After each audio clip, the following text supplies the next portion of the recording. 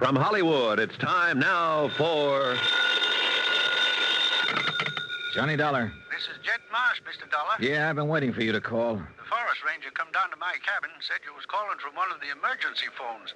Figured it must be kind of important. It is, Jed. I'm at the fire patrol phone a mile below Primrose Camp, the Summit Road. Can you meet me here? This time of night, 4 mile across the ridge on foot? Well, you're a woodsman, aren't you? That's what you told me this afternoon. Well, I didn't figure... I just met the Bardells. You're a longtime friend of theirs, aren't you?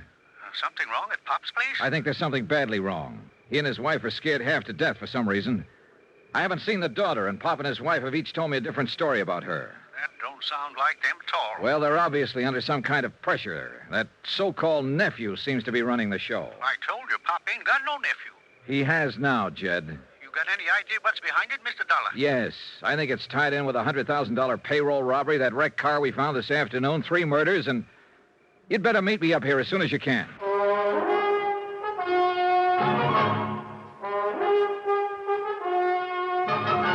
Tonight and every weekday night, Bob Bailey in the transcribed adventures of the man with the action-packed expense account, America's fabulous freelance insurance investigator. Yours truly, Johnny Dollar.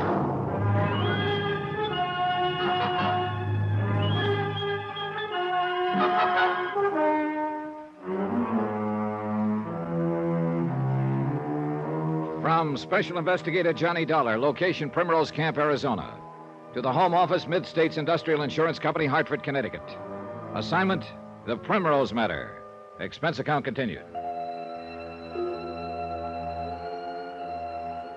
Jed Marsh, an old-time prospector, was a good friend of the Bardells, operators of the lonely tourist camp on a dead-end road high up in the Santa Rita Mountains.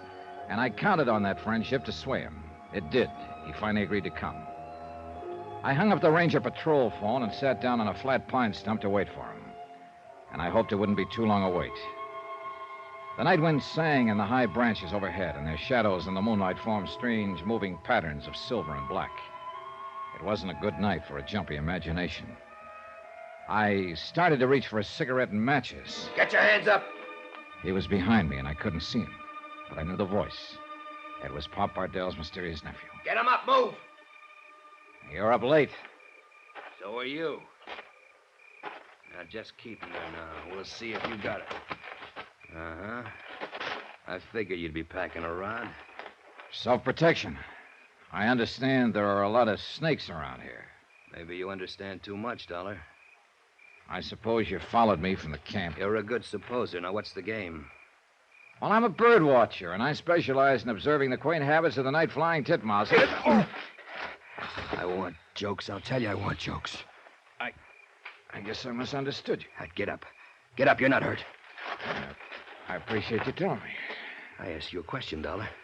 Oh, yeah. Yeah, the game. You heard that phone conversation, didn't you? I heard it. And you know Who's about the guy you talked to? A friend of mine. An old prospector named Jed Marsh. I heard that. Why'd you get in touch with him? Well, now, he specializes in night-blooming uranium, so I thought we might combine our hobbies. Ow. Now, how much of this does it take to wise you up? Well, I think that one just might have done it. Why'd you want him to meet you here? I thought he might be useful. For what? For pointing out the roosting places of the night flying. All right, take it easy. Slap me once more with that rod, and I may get mad. You're scaring me to death. There are worse ways to go. Dollar. Them smart cracks are going to get you nothing but stitches. Stitches are what they're supposed to keep you on. Just keep asking. Relax. You know, I think I finally got you tagged. Now, what do you mean, tagged? You're not Pop Bardell's nephew, and you don't come from Tulsa. Am I right so far? You're doing the talking. I think you came originally from Chicago or New York. But recently, you've just come west from Kansas City. You a cop, Dollar? No. Then how come you... I've been trying to place you ever since I saw you this afternoon. Thinking back over police bulletins I've seen, mugshots, descriptions. Yeah. You're Spade Keller, aren't you? Go on. This is your story. You used to work with the Karzati mob. Then you went out of circulation for 3 years as a guest of the state. And when you got out, you apparently hooked up with Jipper Nitzen and his gang. So you are a cop. Well, mister... I'm somebody who found that stolen car you ran off the cliff and tried to hide under a rock slide. If you found it, you must have been looking for it. I was looking for $100,000, that Kansas City payroll. The one you boys killed a couple of bank guards to get your hands on, remember? I'm just listening. Then, of course, you killed a state trooper down there at the highway when you crashed a roadblock. That's 3 murders, Spade. And nobody left now to pay for them, but just you and the Jipper. You know, they got to catch us first. Oh, they will. Or kill you trying to. If the cops don't do no better than you did, Hey, Dollar. Cops know about that car? Which car's that, Spade? You know which car, the one we buried in the rock slide. There's the ranger phone. Call him up and ask him. Maybe they'll be happy. Oh! You just keep it up, Dollar. This gun will still be in good shape when your head's got holes in it. I think maybe it's already happened. Now, what about it? You told the police about that car? You followed me, didn't you? You know, I only made one call. Yeah, but you might have called them earlier. Wouldn't that be kind of crazy? Then they'd get the $100,000. You mean you... So that's the game, huh? You and this pal of yours were figuring to knock us over and hijack that payroll for yourselves. I didn't say that. I figured you for a phony the minute you drove into the station this afternoon. That's why I had Bardell give you a cabin when you came back, and that's why I took a wheel off your car tonight. So I could have you where I could keep my good eye on you. See what you were up to. And now you think you know? Sure.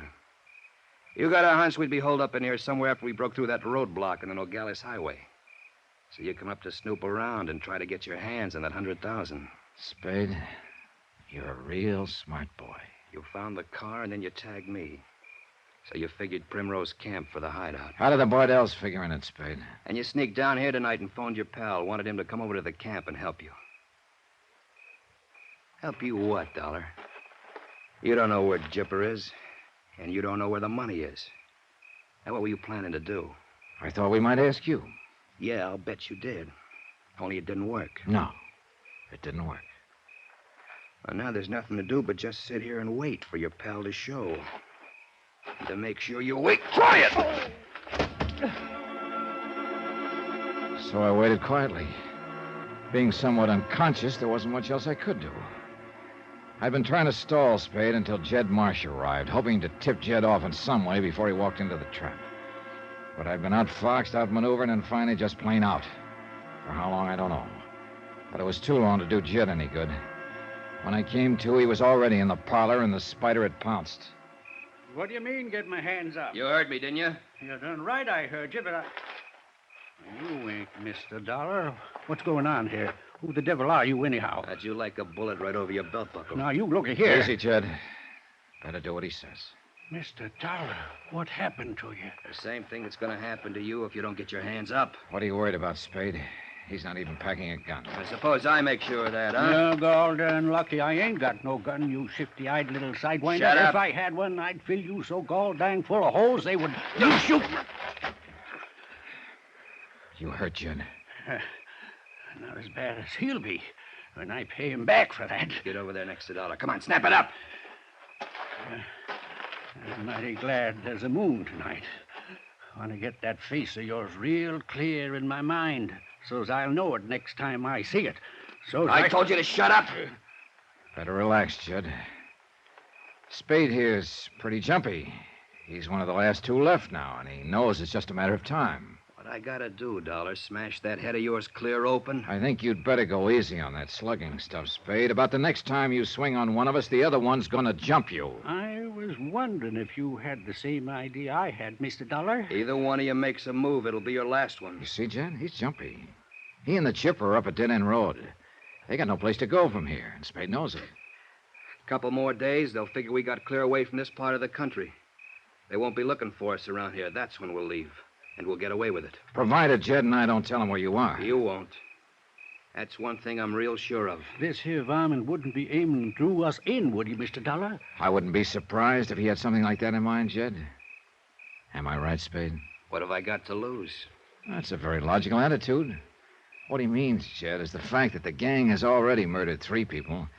And since they can only hang Spade and the Jipper once, a couple of more killings won't matter very much. Matters some to me, seeing as I'm to be one of them. Oh, yeah, and to me, seeing as I'm the other. But that's Spade's problem, of course. Having 2 of us on his hands. Even with him having the gun, it's pretty touchy business. Right, Spade? Get on your feet, Dollar. Sure. We'll stay as far apart as he'll stand for, Jed, so he'll have to swing the gun wide. Shut up, Dollar. If he goes for me first, jump him fast. Sure, I got you.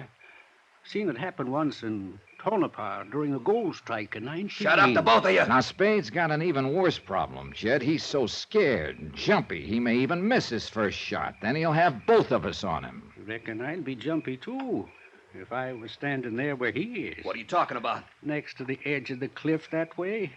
Close to all them boulders. What about them? Just snakes, that's all. Snakes? Oh, you shouldn't have told him, Jed. I was hoping he'd blunder onto one. Where's any snakes? Might be anywhere around you there. Along before sunup, when it starts getting chilly, they crawl in around the rocks to get warm. You city fellas ought to have a nurse to keep... Hey, wait a minute. I wouldn't move around much if I was you, not without a flashlight. I haven't got a flashlight. Well, I have, right here in my pocket. Now, if I... Hold it! Keep your hands up. I seen that trick pulled before. You throw the light in my eyes to give Dollar a chance to jump me. My, you got a real suspicious nature, Spade. Snakes. There's probably no snakes within 10 miles. What's that? Look out, Spade. Where? The other way. It's right there by your foot. Move back. Let me get the flash. I can't see what I'm... Not that way, Spade. You're going to step on it. No! Back, jump back. Which way? Look out, the cliff. You're going over the edge.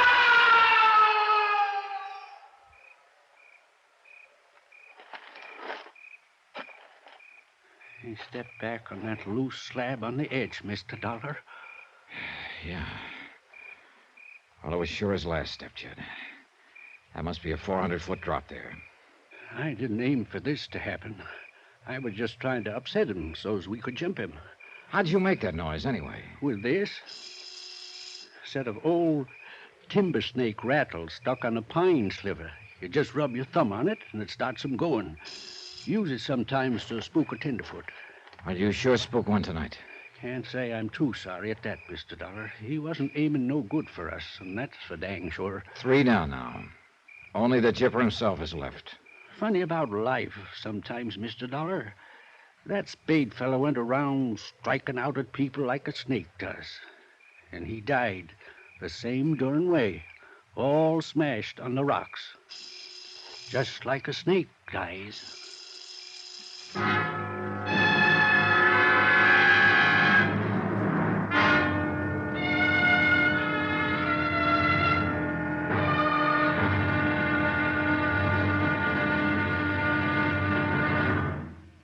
Now, here's our star to tell you about the final episode of this week's story. Tomorrow, a lovely girl screams in terror as a cornered rat turns and fights back. Fights the way a rat fights. Join us, won't you? Yours truly, Johnny Dollar.